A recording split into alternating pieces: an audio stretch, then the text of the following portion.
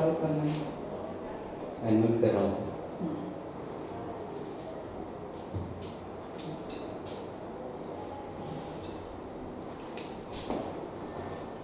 ठीक है, तो मेरा नाम है एस कुमार साहू और मेरा एमएससी हुआ है आईआईटी खड़गपुर से। मैं आपको फिजिक्स पढ़ाऊंगा 12th क्लास का। ठीक है, तो आपका जो मैग्नेटिक इफेक्ट वाला जो चैप्टर है वो हम कल से आगे बढ़ाएंगे। मैग्नेटिक इफेक्ट ऑफ करंट के बारे में जो चैप्टर है वो, और आज हम थोड़ा सा बेसिक कूलॉम्स लॉ का थोड़ा बेसिक देख लेते हैं कि उसके क्वेश्चन कैसे सॉल्व करने हैं। उसके बाद कल से हम आगे बढ़ेंगे अपने टॉपिक में। आज बेसिक थोड़ा सा हम देख लेते हैं जो स्टार्टिंग का पार्ट है उसके बारे में।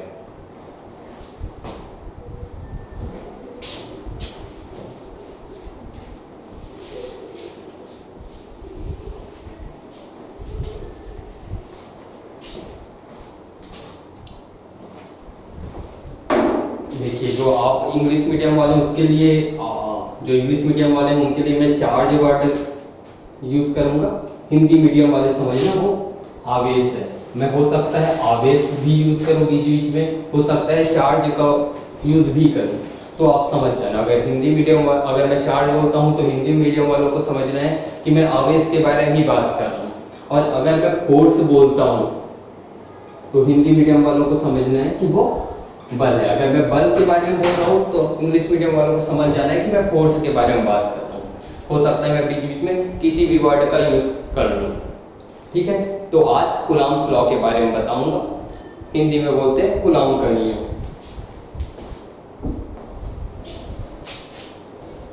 तो वैज्ञानिक लोग अलग अलग एक्सपेरिमेंट, बहुत सारे एक्सपेरिमेंट कर रहे थे। धीरे धीरे बहुत सारे एक्सपेरिमेंट करने पर उनको पता चला कि भाई चार्ज जो है, पूरी दुनिया में चार्ज जो है वो सिर्फ दो प्रकार के ही चार्ज पाए जाते हैं। 3, 4, 5, 6 ऐसा कुछ नहीं, सिर्फ दो प्रकार के चार्ज पाए जाते हैं। उन्होंने एक का नाम दिया पॉजिटिव चार्ज, दूसरे का नाम दिया नेगेटिव चार्ज। हिंदी में बोले तो धन आयन और ऋण आयन, उन्होंने इनका नाम ये दिया। अगर वो इसका नाम ऋण आयन देते, इसका नाम धन आयन देते, इसका नाम नेगेटिव चार्ज रखते, इसका नाम पॉजिटिव चार्ज रखते, तो भी इससे कोई फर्क नहीं पड़ने वाला था। उनको दो नाम चाहिए था, उन्होंने एक को पॉजिटिव चार्ज बोल दिया, एक को नेगेटिव चार्ज बोल दिया। इसको ए बोलते, इसको बी बोलते तो भी कोई दिक्कत की बात नहीं थी। बस उन्होंने एक नाम दे दिया इसको कि वो क्या नाम रखे। वैज्ञानिकों ने और आगे प्रयोग किया, अलग अलग एक्सपेरिमेंट किए। उनको पता चला कि भाई हर एक चार्ज दूसरे चार्ज पर फोर्स लगाता है।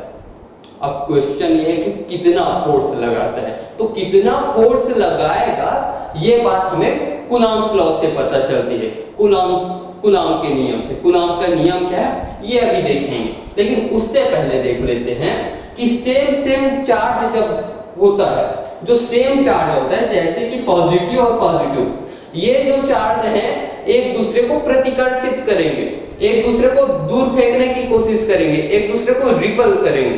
वहीं पे नेगेटिव चार्ज भी सेम नेगेटिव चार्ज एक दूसरे को प्रतिकर्षित करते हैं। लेकिन अब पॉजिटिव और नेगेटिव चार्ज के बीच का मैं अगर फोर्स देखूं कि एनालिसिस करूं कि क्या होगा, तो पता चलता है कि भाई पॉजिटिव चार्ज और नेगेटिव चार्ज एक दूसरे को अट्रैक्ट करते हैं। ठीक है, अब इसके बाद देखते हैं कि अगर एक चार्ज दूसरे चार्ज पर फोर्स लगाता है तो वो कितना फोर्स लगाता है, इस पे आते हैं। पहले इतना था, थोड़ा बेसिक था। अब आगे देखेंगे कि क्या है फोर्स, कितना लगेगा, कैसे कैलकुलेट करेंगे वो देखते हैं। तो अगर दो चार्ज दिया हुआ है, समझो कि कोई चार्ज Q1 है, कोई दूसरा चार्ज Q2 है। इन दोनों के बीच का जो डिस्टेंस है वो R है। तो कूलॉम्स लॉ बोलता है कि दोनों के बीच का जो फोर्स होगा वो होगा 1/4 pi epsilon not Q1 Q2 R square. ये कूलॉम्स लॉ है। मैं हो सकता है कई बार जब डिनोट करूं तो F इक्वल के Q1 Q2 by R square ये भी डिनोट कर सकता हूं। यहाँ पे K की वैल्यू क्या है, या 1/4 पाई एप्सिलॉन की वैल्यू क्या है, K equal to 1/4 pi epsilon naught equal to 9 into 10 की पावर 9। यहाँ पे यूनिट होता है, यूनिट कैसे निकालते हैं इसके बारे में देखेंगे। आप अभी बस इतना जान लो कि ये इसका वैल्यू होता है, यूनिट के बारे में मैं अभी डिस्कस नहीं कर रहा, उसको याद करने की जरूरत ही नहीं पड़ती। इस फॉर्मूले का यूज करके हम पता लगा सकते हैं यूनिट कैसे निकालेंगे। पहले आप इतना समझ लो। अब मुझे इसका यूनिट निकालना है, पहले मैं यूनिट निकालना बता देता हूँ। जैसे कि फोर्स का यूनिट क्या होता है वो हम जानते हैं। फोर्स का इस फॉर्मूले को देखो पहले तो आप, ठीक है, इस फॉर्मूले से पता चलता है कि भाई फोर्स का जो यूनिट है वो क्या है, हमें ये पता है। R का यूनिट पता है, Q का यूनिट पता है, Q1 का भी पता है, Q2 का भी पता है। तो हम इसका ये जो K है इसका यूनिट निकाल सकते हैं। मैं इसको कैसे लिख सकता हूं, A R square Q1 Q2 बराबर, इसको लिख देता हूं K बराबर इतना। यहां से मैं इसको लिख सकता हूं। अब मैं यूनिट के फॉर्म में लिखूं कि भाई मुझे यूनिट निकालना है इसका, तो क्या हो जाएगा, फोर्स का कितना होता है, न्यूटन होता है, मैंने N से डिनोट कर दिया। डिस्टेंस का क्या हो जाएगा, मीटर स्क्वायर हो जाएगा, मैंने N से डिनोट कर दिया। और Q1 का और Q2 का दोनों का कूलाम होता है, तो कूलाम स्क्वायर। तो भाई ये इसके लिए यूनिट निकल गया, newton metre square divide by coulomb square. तो ये यूनिट निकालने के लिए था, बस ये कि कैसे हम यूनिट निकालेंगे। हर चीज याद करने का नहीं होता, हर चीज याद करने का नहीं होता, कुछ चीजों को हमें ऐसे बेसिक जो यूनिट है जैसे कि फोर्स का, चार्ज का, डिस्टेंस का, ये तो पता ही होना चाहिए। लेकिन बाद में हम बड़े चीजों को, जैसे कि K का निकालना हो तो हम निकाल लेंगे 9 इंटू 10 की पावर 9 और जो भी यूनिट है वो, ठीक है। यहाँ पे जो एप्सिलॉन दिख रहा है इसका भी अपना एक महत्व है, इसके बारे में अभी डिस्कस नहीं कर रहा, लेकिन इसका बड़ा ही महत्व है, इसका एक फिजिकल मीनिंग आता है। और मैं जो ये कूलॉम्स लॉ जो बता रहा हूँ फॉर्मूला, ये वाले जो फॉर्मूला है ये निर्वात के लिए, वैक्यूम के लिए, तो हवा है तो भी चल जाएगा, लेकिन कोई मटेरियल है भाई कि ये कोई मटेरियल से भरा हुआ है ये पूरा, और यहाँ पे कोई चार्ज Q1 और Q2 है, तो उसके लिए नहीं, उसके लिए कुछ हल्का सा इसमें चेंज आ जाता है। मैं उसके बारे में अभी डिस्कस नहीं कर रहा, मैं किस चीज के बारे में डिस्कस कर रहा हूँ, मैं डिस्कस कर रहा हूँ दो चार्ज हो, दोनों के बीच की दूरी R हो और वो वैक्यूम में हो, तब का फॉर्मूला ये होगा, ठीक है। K की वैल्यू ये होगी, K की यूनिट ये होगी, ठीक है। तो आप इतना लिख लीजिए, ये कूलॉम का नियम है। उसके बाद मैं आगे बढ़ूंगा, कैसे क्वेश्चन सॉल्व करते हैं ये देखेंगे, पहले आप इतना नोट कर लीजिए।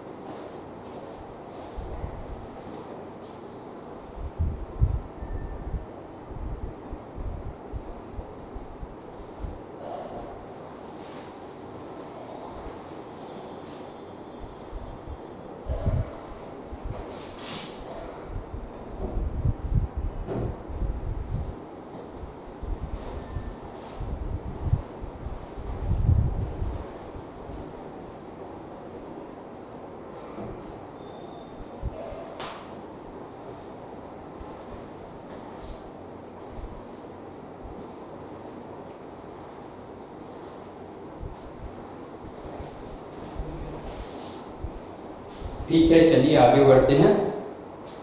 अब क्वेश्चन कर लेते हैं, छोटा सा इजी सा क्वेश्चन कर लेते हैं कि कैसे इसका प्रॉब्लम जो देंगे उसमें कैसे यूज करना है। तो पहला जो क्वेश्चन है वो बड़ा सिंपल रखता हूं कि भाई एक 5 कूलम का चार्ज है, एक दूसरा 6 कूलम का चार्ज है, दोनों के बीच का जो डिस्टेंस है वो है 3 मीटर। तो बताना है कि दोनों जो चार्ज है उनके बीच कितना फोर्स लग रहा है, ये हमें कैलकुलेट करना है। ठीक है, तो क्या करेंगे, F इक्वल टू 9 इंटू 10 की पावर 9 जो कि इसका वैल्यू है, इंटू 5 इंटू 6 इंटू 3 का स्क्वायर, 9 इंटू 10 की power 9 into 5 into 6 divide by 3 का स्क्वायर। तो क्या होगा कि ये 9 जो है, ये जो 9 है और ये 3 का स्क्वायर जो है वो कट जाएगा, आएगा कितना 30 इंटू 10 की पावर 9। इसी को मैं क्या लिख सकता हूँ 3 इंटू 10 की पावर 10। अब फोर्स है तो इसका जो यूनिट हो जाएगा वो हो जाएगा न्यूटन, तो ये इसकी वैल्यू आ गई। ठीक है, अब हुआ क्या कि दो चार्ज के बारे में था, दो चार्ज के बारे में था तो हमने तो सिंपल ही निकाल लिया भैया कि फोर्स रख दिया, ये आ गया वो आ गया, ठीक है वैल्यू आ गया, सीधा सीधा वैल्यू रख दिया। 3 चार्ज वाली प्रॉब्लम हो तो क्या करें, 4 चार्ज वाली प्रॉब्लम है तो क्या करें, 5 चार्ज दे दे तो क्या करें, वो सब देखेंगे। उसके पहले आप क्वेश्चन, ये जो आपका क्वेश्चन है वो आप लिख लीजिए। यहाँ पे जो क्वेश्चन में Q1 इक्वल टू 5 कूलम है, Q2 इक्वल टू 6 कूलम है और जो R है वो है 3 मीटर और आपको निकालना है F की वैल्यू। ये क्वेश्चन लिख लीजिए, उसका आंसर लिख लीजिए, फिर आगे बढ़ते हैं, अगले क्वेश्चन को कैसे सॉल्व करना है वो देखेंगे।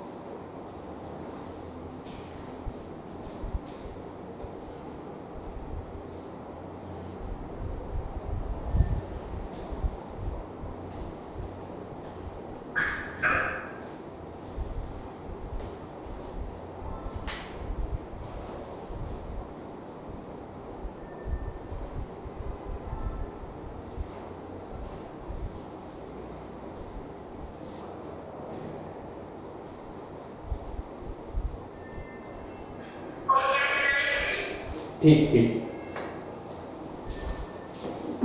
ठीक है, आगे बढ़ते हैं। आगे बढ़ेंगे तो आगे का क्वेश्चन सॉल्व करने के लिए क्या करना पड़ेगा, हमें थोड़ा वेक्टर का हेल्प लेना पड़ेगा। वेक्टर में हम कैसे रिजल्टेंट निकालते थे उसका हेल्प लेंगे, उसके बाद हम आगे का क्वेश्चन सॉल्व करेंगे।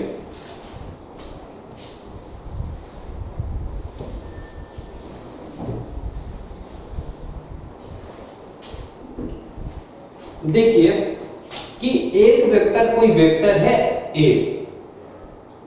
कोई दूसरा वेक्टर है बी, इन दोनों के बीच का एंगल अगर थीटा है तो रिजल्टेंट क्या होगा इसका? रिजल्टेंट क्या, रिजल्टेंट का मतलब क्या? पहले तो ये फिजिकली समझ लीजिए कि जैसे कि फोर्स भी वेक्टर होता है। चलिए, एक फोर्स F1 है, कोई दूसरा फोर्स F2 है। यहाँ पे कोई ऑब्जेक्ट है, कोई बालक इसको इससे रस्सी से बंधा हुआ है ऑब्जेक्ट, कोई बालक इसको खींच रहा है इस डायरेक्शन में। F1 ताकत लगा के, F1 फोर्स लगा के, कोई दूसरा बालक है जो F2 फोर्स लगा रहा है, उसको इस डायरेक्शन में खींच रहा है। तो नेट जो फोर्स होगा इस पे वो कितना होगा और किधर होगा, यानी कि किधर जाएगा इस पे जो डिस्प्लेसमेंट होगा वो किधर होगा। अगर दोनों फोर्स बराबर हो कि ये भी F हो ये भी F हो, तो कॉमन सेंस से हम जान जाएंगे कि भाई कि ये बीच में सीधा बीच में इन दोनों के बीच में होगा। अगर ये जो टोटल एंगल थीटा होता तो ये θ/2 होगा, ये भी θ/2 होगा। कॉमन सेंस से पता चलता है। चलो रिजल्टेंट को मैं R से डिनोट कर देता हूं कि दोनों फोर्स का जो रिजल्टेंट है वो R। ये हो गया पहला कंडीशन, ठीक है। अब दूसरा कंडीशन क्या है कि भाई ये F1 बोल देता हूं, ये F2 कब का है? जब F1 बराबर F2 हो। दोनों जो फोर्स है उनका जो मैग्नीट्यूड है वो बराबर है, जो उनका परिणाम बराबर हो जाए तो जो रिजल्टेंट होगा वो बीच में होगा।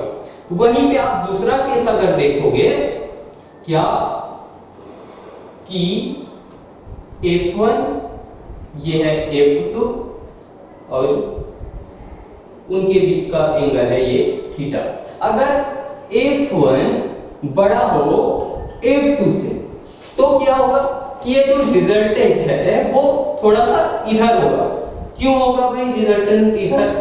देखिए, कोई वाला F1 बल लगा रहा है इस तरफ, कोई वाला F2 बल लगा रहा है इस तरफ, और यहाँ पे कोई ऑब्जेक्ट है। जो ज्यादा ताकत लगाएगा उसकी ओर ये जाने की कोशिश करेगा, यानी कि रिजल्टेंट उसकी ओर ज्यादा होगा।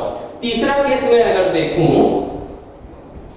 तीसरा केस क्या कि F2 अगर बड़ा हो F1 से तो क्या होगा? तो F1 F2, अगर F2 ज्यादा बड़ा हो F1 से तो जो रिजल्टेंट है वो F2 के करीब होगा। क्यों होगा F2 के करीब? क्योंकि F2 ज्यादा ताकत से खींच रहा है F1 की तुलना में, ठीक है। ये केस है F2 जब बड़ा है F1 से, ये तीनों। और ये तो थोड़ा थोड़ा हल्का हल्का हमें डायरेक्शन का पता चलता है, लेकिन मैग्नीट्यूड क्या होगा भाई कि अगर कोई ऑब्जेक्ट है उस पे F1 फोर्स लगाया जा रहा है, F2 फोर्स लगाया जा रहा है, तो नेट फोर्स कितना होगा, उसकी वैल्यू क्या होगी? 5 न्यूटन होगी, 10 न्यूटन होगी, 20 न्यूटन होगी, क्या होगी ये कैसे बताएंगे? यहां तो पता चल गया ठीक है, बराबर फोर्स हुआ तो उसका डायरेक्शन दोनों के बीच में होगा, कम ज्यादा हुआ तो इधर झुका होगा, उधर झुका होगा, उस साइड होगा, लेकिन वैल्यू क्या होगी? तो हम सहारा लेंगे वेक्टर का। वेक्टर में क्या कि जो दो वेक्टर होते हैं उनका रिजल्टेंट क्या होता है। रिजल्टेंट को अगर मैं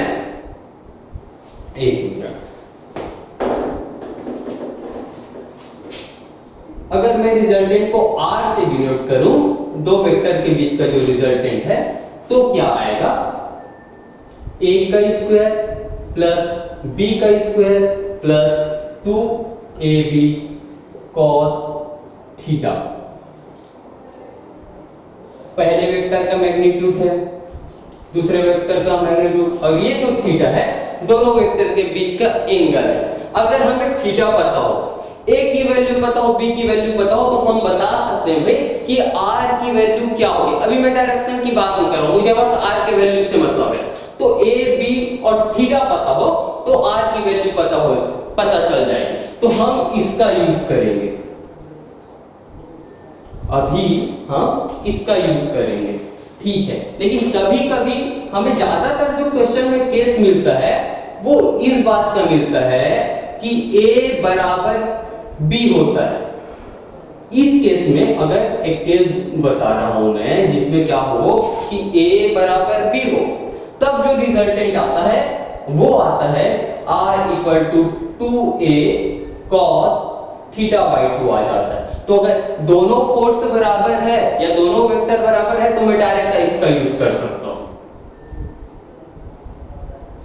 ठीक है, मैं डायरेक्ट इस फॉर्मूले का यूज कर सकता हूं, नहीं तो मैं उस फॉर्मूले का यूज करूंगा कि दोनों फोर्स अलग अलग है। तो ठीक है, पहले ये नोट कर लीजिए, फिर आगे मैं क्वेश्चन कराऊंगा इससे रिलेटेड।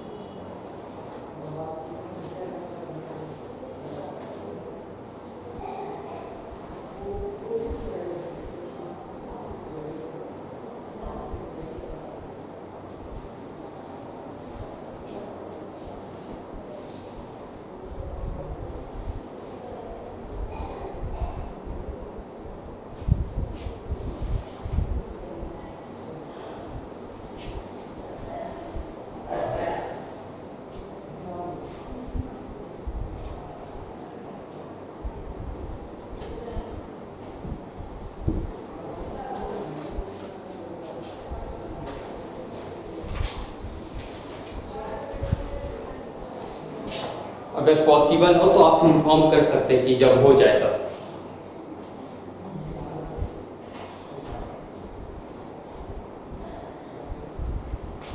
चलिए मैं इतना मिटा देता हूं, अगर कुछ बचा हो वो वाला पार्ट तो लिख लेना।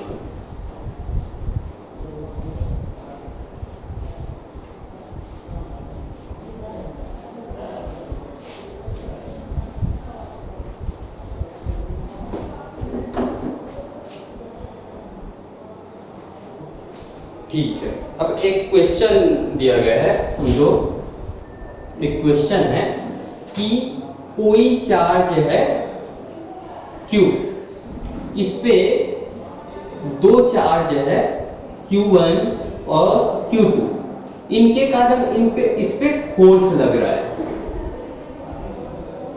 इस चार्ज पे फोर्स लग रहा है Q1 और Q2 के कारण, और इसके बीच का जो एंगल है वो 60 डिग्री है। तो मुझे बता, अगर इसके कारण लगने वाला फोर्स 10 न्यूटन का है और इसके कारण लगने वाला, चलो 1 न्यूटन का है और इसके कारण लगने वाला फोर्स 2 न्यूटन का है, तो मुझे बताना है कि भाई वैल्यू क्या होगी, जो नेट फोर्स इस Q पे लगेगा उसकी वैल्यू क्या होगी। तो कौन सा यूज करूंगा, पहले वाला यूज कर सकता हूं। दोनों A और B की जो वैल्यू है वो अलग अलग है। तो सॉल्व जब मैं करूंगा तो पहले वाले का यूज कर लूं तो R की वैल्यू मिल जाएगी। मुझे क्या दिया है, A दिया है, मुझे B दिया है, मुझे थीटा दिया है, तो मैं R डायरेक्ट निकाल सकता हूं। क्या, रूट के अंदर 1 का स्क्वायर प्लस 2 का square plus 2 into 1 into 2 cos 60। अगर मैं इसको सॉल्व करता हूं, जो भी आएगा इसका वैल्यू आप एक बार कैलकुलेट कर लेना अपने हिसाब से। अब इसका वैल्यू जो भी आता है वो हमारा आंसर हो जाएगा कि भाई इसका जो नेट फोर्स है वो कितना लग रहा है।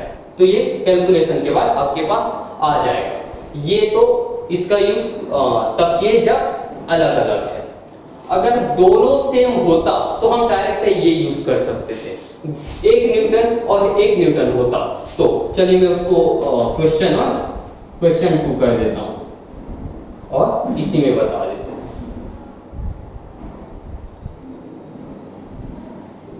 1 न्यूटन 1 न्यूटन, ये Q है, ये Q1 है, ये Q2 है। तो अब मैं डायरेक्ट ये वाला फॉर्मूला यूज कर सकता हूँ। जो रिजल्टेंट फोर्स होगा वो होगा 2 × 1 × cos 60/2 cos 30। आप इसको जब सॉल्व करेंगे तो आपका आंसर आ जाएगा कि क्या है रिजल्टेंट। ठीक है, आप इतना नोट कर लीजिए। फिर नेक्स्ट क्वेश्चन पे चलेंगे। अभी तो मैंने पहले 2 चार्ज वाला सॉल्व करवाया, अभी मैंने 3 चार्ज वाला सॉल्व करवाया। अब देखेंगे कि 4 चार्ज हो तो कैसे करेंगे, 5 चार्ज हो तो कैसे करेंगे, 6 चार्ज हो तो कैसे करेंगे, उस पर डिस्कशन करेंगे। पहले आप इतना लिख लीजिए।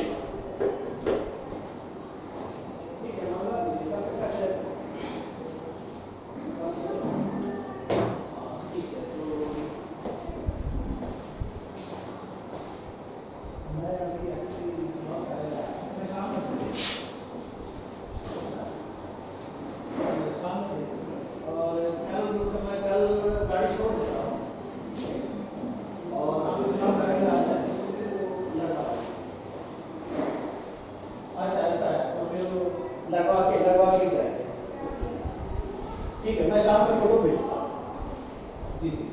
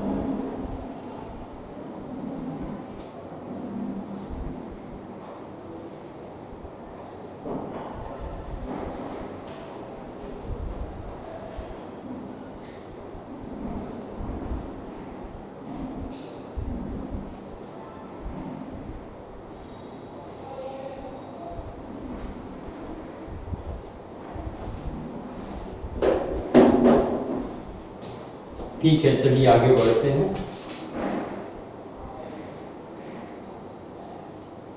अब 4 चार्ज वाले प्रॉब्लम करते हैं, जहां पे हमें 4 आवेश दिया हो तो उसको कैसे सॉल्व करना है। तो पहला जो कंडीशन है वो हम कुछ ऐसे देखते हैं कि अगर ये त्रिभुज जो है, ये जो ट्रायंगल है, उसके तीनों जो एंगल है, जो तीनों जो कोण है वो बराबर हो, या दूसरे वर्ड में कहूँ कि जो तीनों जो भुजाएं हैं वो सेम हो और तीनों जो कोनों पर सेम चार्ज हो। इस तरह की कंडीशन की बात करो। ये जो तरीका है, अभी मैं जो तरीका बताऊंगा उसमें ये बहुत जरूरी है कि तीनों एंगल पर सेम चार्ज हो। बीच में कोई भी चार्ज हो चलेगा, बीच में चलिए मैं क्यू मान लेता हूं। ये मेरा क्वेश्चन है। अब क्वेश्चन ये है कि भाई ये जो क्यू चार्ज है उस पे फोर्स कितना होगा।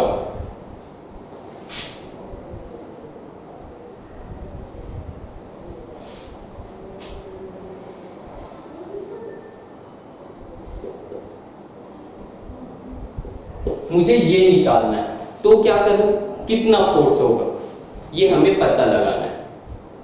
तो एक तरीके में आने से पहले मैं थोड़ा कॉन्सेप्चुअल बता देता हूं। तरीका लगाएंगे सीधा 1 मिनट में बनेगा, 1 मिनट भी नहीं लगेगा। क्या कर सकते हैं कि कोई ऑब्जेक्ट है, चलो समझो बीच में, ठीक है, कोई ऑब्जेक्ट बीच में है, ऑब्जेक्ट है, इस ऑब्जेक्ट पे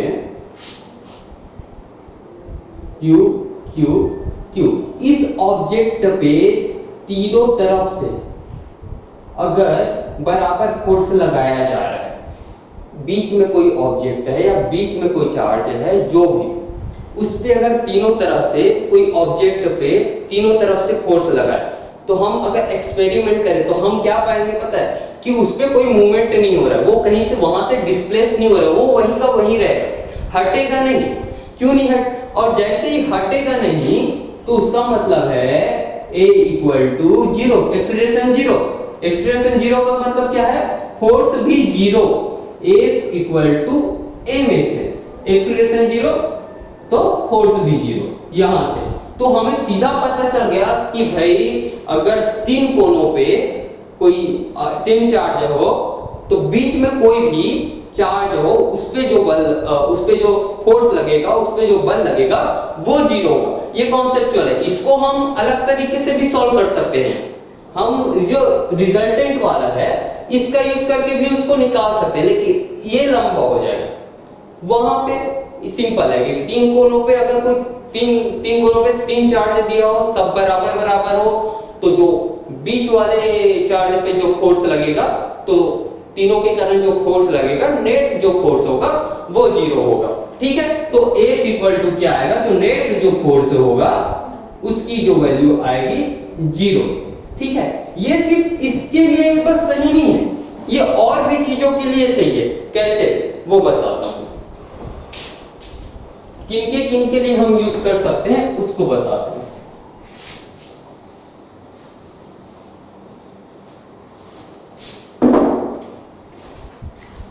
अब देखिए इस एक स्क्वायर देख लेता हूं मैं, ये स्क्वायर है,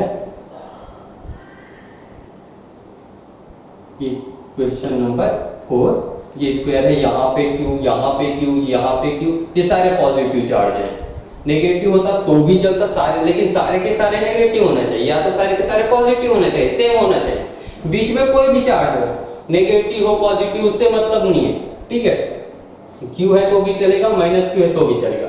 इस पे भी जो फोर्स लगेगा वो जीरो होगा।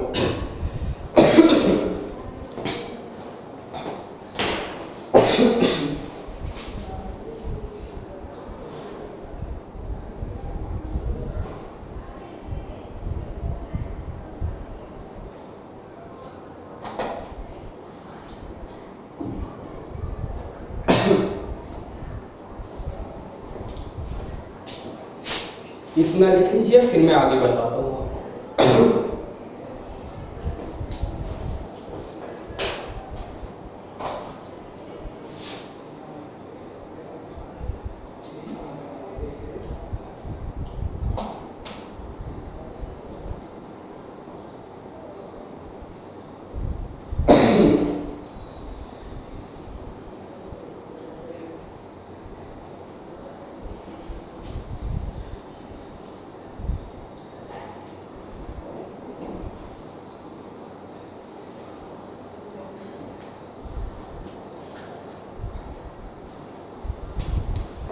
ठीक है, तो इस पे जो फोर्स होगा वो जीरो होगा, ये इसका आंसर है। सेम अगर मैं माइनस कर दूं तो भी जो नेट फोर्स होगा वो जीरो हो जाएगा, यहां पे भी जीरो। ये 3 कोने वाला था, ये 4 कोने वाला है, 5 कोने वाला हो, 6 कोना वाला हो, 10 कोना वाला हो, कुछ भी हो, पंचभुज दे दे आपको, पेंटागन दे दे, 6 कोने वाला आकृति दे दे, 100 कोने वाला आकृति दे दे। कॉन्सेप्ट ये है भाई कि सभी कोनों पे अगर सेम चार्ज है तो बीच पे सेंटर पे जो चार्ज होगा उस पे जो फोर्स होगा, जो नेट फोर्स होगा वो हमेशा जीरो होगा। आप ये लिख लीजिए, कोई भी आकृति दी हो, ठीक है, सभी कोण, उसके सभी कोनों का जो सभी कोण हैं वो बराबर बराबर है और सभी कोनों पे जो चार्ज है वो सेम है, तो सेंटर पे जो चार्ज होगा उस पे जो बल लगेगा वो जीरो होगा। ठीक है, आप ये लिख लीजिए। आज का क्लास बस इतना था, फिर हम जो भी आगे मैग्नेटिक इफेक्ट वाला चैप्टर जो भी है उसको आगे बढ़ाएंगे। आज का क्लास बस इतना, आप नोट कर लीजिए।